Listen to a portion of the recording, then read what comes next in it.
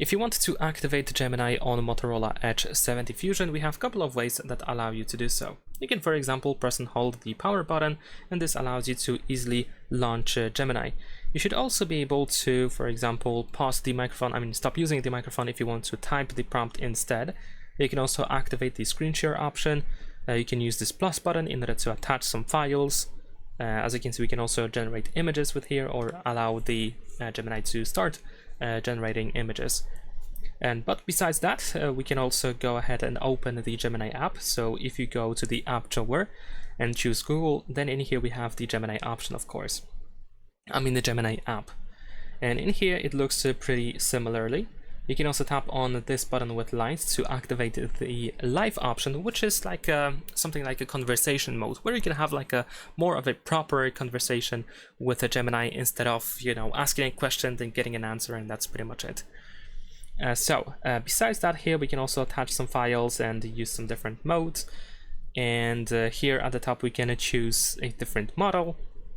In the upper right corner we can for example use the temporary chat.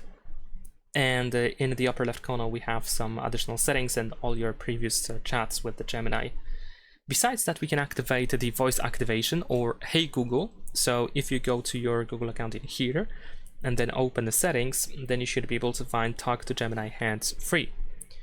And there we go. Here we have the Hey Google options. Of course, you can set it up quite easily. And you should be able to say Hey Google out loud in order to show Gemini, to show it up on your screen. And in addition to that, you can also add a widget of Gemini to your home screen. So if you press and hold your finger on an empty space, then at the bottom we can choose widgets. And of course in here we need to find Gemini. There we go. Now you can press and hold your finger on that widget, and then you can just drop it anywhere you want it to be. You can of course adjust the size of the widget if you want to, and of course the bigger it is, the more features you will see, or more shortcuts. There we go. And of course you can use this widget to quickly access something that is related to Gemini. And last but not least, if you use gestures for navigation, and let me just quickly change that. Let's go to gestures. There we go.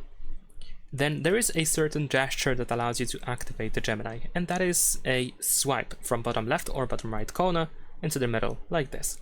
This allows you to activate Gemini pretty much the same way as you do with the power button. So just additional way to activate Gemini, of course. Unfortunately, this is only available for gesture navigation. If you use buttons for navigation, you don't have that feature. And in case this gesture doesn't work for you, you can go to settings for gesture navigation, and you want to make sure that this option, swipe for assistant, is enabled. And that's it. Leave a like and subscribe.